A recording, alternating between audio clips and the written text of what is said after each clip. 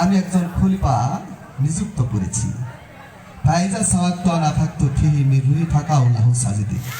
যখন আমি ওই খলিফার মাঝে আদমের মাঝে যখন আমার রূহটাকে আবরণ মুক্ত করে ফুঁকিয়ে দিব, তখন হে ফেরেশতাদ্বয় তোমরা তখন তাকে সিজদা করবে। তখন কিন্তু সকলেই সিজদা করেছিলেন, সকল ফেরেশতা সিজদা করেছিলেন। একজন ফেরেশতা ছিলেন না, উনি আগুনের তরি ছিলেন বটে, কিন্তু ফেরেশতাদের মাস্টার ছিলেন, মুআল্লিম ছিলেন, এবং উনি কি ছিলেন? আবেদ ছিলেন। তিনি কিন্তু সিজদা করেননি।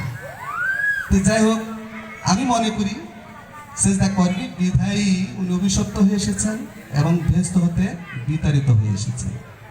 তাই আমরা এমন যেন কেউ না করি আল্লাহর কোরআনের বাইরে এবং কোরআনের এবং সহিহ হাদিসের বাইরে যেন আমরা কেউ জীবনযাপন না করি। আমরা ইসলামের 5টি স্তম্ভ আছে, নামাজ এবং রোজা, হজ, যাকাত, কলেমা। এইগুলোকে অবশ্যই আমাদের বুকে ধারণ করতে হবে। এই বুকে ধারণ করলেই ইসলামের মূল স্তম্ভ 5টি, এটা আমাদের সকলেরই জানা।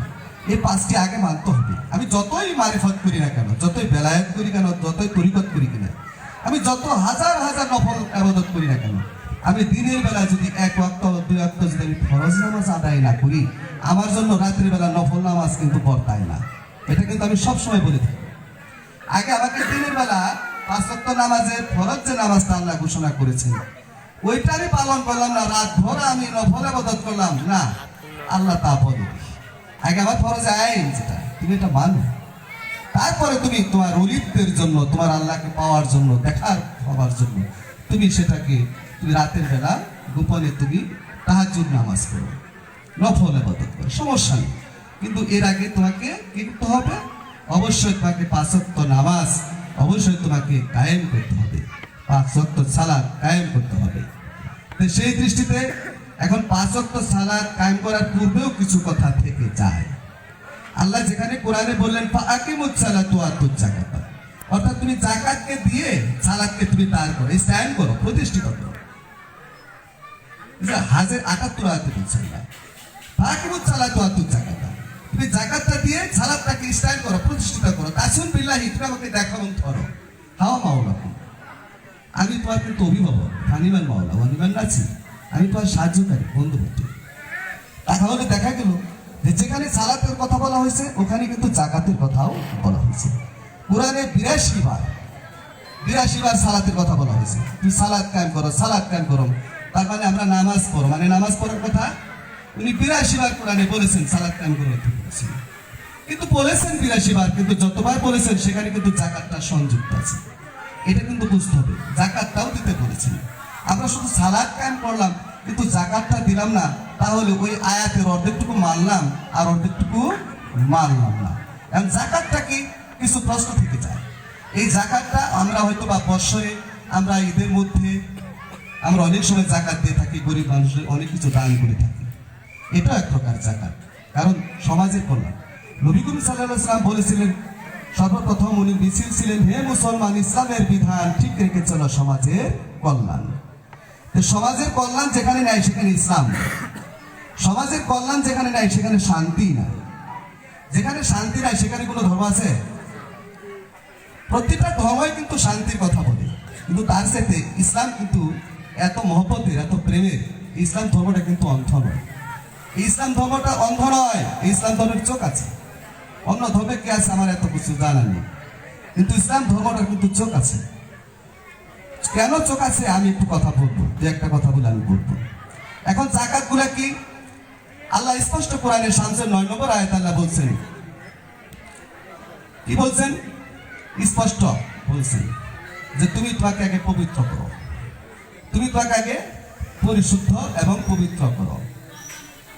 স্পষ্ট ওয়ায়ু যাক্কিকুম, কোরআন স্পষ্ট বলছে তোমাকে পবিত্র করো। ওয়ালাকাদ খাবামাদ দাশশাহা, এখন যদি পরিশুদ্ধ না করো নিজেকে তাহলে কিন্তু তুমি আমাকে পাবে না। তারপরে আয়াতে বলছে পরিশুদ্ধটা কি? আমি যেন এই চোখটা কুদৃষ্টি না করি, কি চোখটা কি পবিত্র হইল না? আমি যেন হাত দিয়ে পরের জিনিস না ধুই, কোনো অপরাধ না করি, হাতটা পবিত্র হইল না? কান দিয়ে যেন আমি কোনো কথা না শুনি, কি কানটা পবিত্র হইল না? পা দিয়ে যেন আমি খারাপ জায়গায় না যাই, আমার অবশ্যই পাটাও পবিত্র হয়ে গেল। আমি যেন সুদ ঘুষ না খাই, আমি যেন এতিমের হক নষ্ট না করি, আমি যেন ওয়ারিশগণকে বঞ্চিত না করি, এবং আমি যেন প্রতিবেশীর হক আদায় করি, এবং প্রতিবেশীর সকলের আত্মীয়স্বজন, পিতামাতা, বন্ধু বান্ধব হতে বড় এবং ছোট যারাই আছে পৃথিবীতে প্রতিটা মানুষের সাথে যেন শ্রেণী মতো আমি সৎ এবং ভালো আচরণ করি, এবং কি আমার কোনো আচরণে, কোনো ব্যবহারে পৃথিবীর কোনো মানুষ যেন কোনোদিন কষ্ট না পায়। এটাই হলো আমার দেহের জাকাত।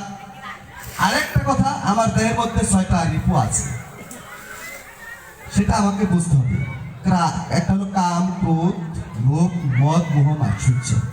এই 6টা রিপু আমাদেরকে খারাপ জায়গায় নিয়ে যায়। আমি যাবো নামাজ পড়তে, হঠাৎ করে পথে এক বন্ধু জড়িয়ে ধরলো, বন্ধু কই যাও? আমি যে মসজিদে যাইতেছি নামাজ পড়ার জন্য। বন্ধু আমার সাথে এক জায়গায় যাইতে হবে, চলছে নামাজ পড়ে পড়ে যাবে। এই যে শয়তান কি করলেন, ওই বন্ধু রূপ ধরে আইসা তারপরে তাই না নিয়ে গেল, তার ভালো জায়গা থেকে খারাপ জায়গায় নিয়ে গেল। ঠিক আছে, নিয়ে গেল।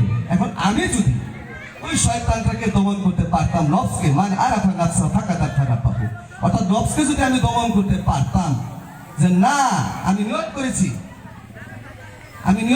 অবশ্যই সালাদ কাম করবো, নাকি আমার নিয়ত অবশ্যই বলবৎ রাখবো। বন্ধু তোমার সাথে আমি যাবো, কথা দিলাম, কিন্তু আমি সালাদটা কাম করিনি, নামাজ কাম পড়িনি, তাহলে কিন্তু শয়তান আমাকে কি আক্রমণ করতে পারলো না। সেই জন্য কি করতে হবে? অবশ্যই 6টা রিপুকে ধ্বংস করে দেহের মধ্যে খান্নাস, দাজ্জাল এবং লোভ এবং হিংসা, নিন্দা, পরচর্চা, পরগীবত আছে। আমার দেহের মধ্যে যে দাজ্জাল এবং শয়তানের যে কার্যক্রম আছে, এগুলোকে সম্পূর্ণ পরিশুদ্ধতায় আমাকে নিয়ে আসতে হবে। পরিশুদ্ধতায় যখন আমার নিয়ে আসতে হবে, আমি যখন পারবো, তখন কিন্তু আমি সালাতে যখন দাঁড়াবো, তখন আমার কে কত টাকা পাবে, আমার গরু খেত খেলো কিনা, আমার পকেটে টাকা আছে কিনা, আমার দোকানে ব্যবসা বাণিজ্য আছে কিনা, এইসব কথা কিন্তু মনে পড়ার তখন সুযোগ থাকবে না। আল্লাহ ওই নামাজটাকে খুব পছন্দ করে। এটাকে বলা হয় সালাত, এটাকে বলা হয় ফাকিমুত সালাত ওয়া আতিজ যাকাত, অর্থাৎ তুমি প্রতিষ্ঠিত করো। প্রতিষ্ঠিত শব্দের অর্থ হলো স্ট্যান্ড, মানে সম্পূর্ণ কমপ্লিট করো। এখন কমপ্লিট করতে গেলে আমার ভিতরে যে আমি কিন্তু একা না, আল্লাহ বলছেন ওই দুনিয়া আস্তে আস্তে ডাকুন, সূরা মুমিনের 60 আয়াতে আল্লাহ বলছেন তুমি আমাকে একা একা ডাকো। অবশ্যই একা ডাকো, আমি অবশ্যই তোমার ডাকে সাড়া দেবো। আমরা তো মনে করি একা ডাকবো মানে ঘরের মতো অন্ধকারে দরজা লাগাইয়া, তারপর যাই নামাজ বিছিয়া ওযু গোসল করিয়া গভীর রাত্রে একা একা আমি আল্লাহকে ডাকবো, ও আল্লাহ ওই ডাকে আমাকে সাড়া দিবে। আমরা এটাকেই মনে করি। আসলে কি আমরা একা? আমার সাথে শয়তান আছে, আমার সাথে কি খান্নাস আছে, আমার সাথে দাজ্জাল আছে, আমার সাথে লোভ আছে, হিংসা আছে, নিন্দা আছে, পরচর্চা আছে, পরগীবত আছে, সুদ খায়, ঘুষ খায়, মিথ্যা বলি, এবং সকালবেলা একজনকে মনে কষ্ট দিয়েছি। তাহলে দেখা গেল আমার মধ্যে কাম আছে, ক্রোধ আছে, লোভ আছে, হিংসা আছে, নিন্দা আছে, পরচর্চা আছে। তাহলে তো আমি একা হতে পারিনি। আমার কথাটা কি ক্লিয়ার? আমার মধ্যে কিন্তু অনেক কিছু আছে। আল্লাহ বলছে একা ডাকো, কিন্তু আসলে আমি একা হতে পারি নাই। এইটা তো মূল রহস্যটা। এই জন্য আল্লাহ কোরআনে বলছেন আমি কোরআনের প্রতিটি আয়াতের মধ্যে দুটি নিয়ামত দান করেছি, একটা জাহিরি অর্থ, একটা হলো বাতিনি অর্থ। একটা জাহিরি, একটা হলো গোপন। জাহিরিতে আমরা বুঝতেছি যে অবশ্যই কি করতে হবে, যে আমাদের রাতের অন্ধকারে অবশ্যই তাহাজ্জুদ নামাজ, 5 ওয়াক্ত নামাজের পর আমরা তাহাজ্জুদ নামাজটা একা একা পড়বো, অবশ্যই আল্লাহ ডাকে সাড়া দিবে। কিন্তু এটা হলো শরীয়তে একটা ভাষা, এবং এটা হলো জাহিরি একটা অর্থ। আর আধ্যাত্মিকতার অর্থ এবং বাতিনি অর্থের মধ্যে আল্লাহ ঘোষণা করেছেন যে তুমি একা হয়ে যাও, অর্থাৎ খান্নাস, দাজ্জাল, কাম, ক্রোধ, লোভ, মোহ, মদ, মাৎসর্য, 6টা রিপুকে ধ্বংস করি, এবং জাগতিক বস্তু জগতের সকল কিছুকে পিছনে ফেলে তুমি একটা ঊর্ধ্বে জগতে চলে যাও, যে জগতে গেলে আর পিছন পানে তাকানোর আর সুযোগ থাকবে না।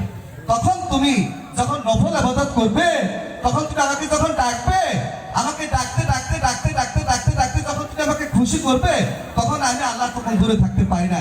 আল্লাহ তখন আমি তোমার ওই জাতের সাথে মিশে যাই। সুবহানাল্লাহ। তখন তোমরা যা বলো, ওই ব্যক্তিটা যা বলে ওটা আমি বলি, যা দেখো আমার চোখে বলি। তার সঙ্গে না মানে আমার সঙ্গে না, এটা মানে সব আতে বা তাহলে বেতের আচ্ছা চলে তো আতে বেরিয়া 70,000 নফল ইবাদত করলে যে সব এবং জ্ঞান হাসিল হয়, কিঞ্চিত সময় একটা জ্ঞানী ব্যক্তি বা সাধু ব্যক্তি একটা হক্কানি আলেমের পিছনে তার পাশে বসে থাকলে অধিক সব এবং জ্ঞান আছে হয়। আমি যদি একটা আতর বিক্রেতার দোকানে আমি যদি আতর নাও কিনে থাকি, আতর কিনে নাই কিন্তু একটা দোকানে বসে আছি, একটা বন্ধু আতর বিক্রেতা তিনি আতর বিক্রি করেন, তার পাশে যদি আমি আধা ঘন্টা সময় দিয়ে গল্প করে চলে আসি, আমি আতর কিনি নাই, তারপরে কিন্তু আমার সাথে আতরের সেন্ট আসবে কিনা? আধা ঘন্টা আমার সাথে না হলো আতরের সেন্ট শরীরে লেগে থাকবে। তেমনি করে জ্ঞানী ব্যক্তি সাধু মহৎ যারা, হক্কানি আলেম যারা, বড় বড় আল্লাহর ওলি যারা, বন্ধু যারা, আল্লাহ যাদেরকে ভালোবাসেন, আসলে আল্লাহ কাকে ভালোবাসেন এটাই বোঝা বড় মুশকিল। আল্লাহর নীলা অত্যন্ত কঠিন একটা বিষয়। তবে আল্লাহ বলছেন যে যারা আমার বন্ধু হয়ে গেছে তোমরা তাদের সঙ্গ নাও, সত্যবাদীর সঙ্গ নাও। সূরা তওবার 119 নম্বর আল্লাহ স্পষ্ট করে বলছেন, ইয়া আল্লাযীনা আমানু তাকুল্লাহু ওয়া কুনু মা'আস সাদিকিন। তোমরা সত্যবাদীর সঙ্গ নাও, কেননা আমি সত্যবাদীর সঙ্গে থাকি। আল্লাহ কার সাথে থাকে? সত্যবাদীর সাথে থাকে। এখন সত্যবাদী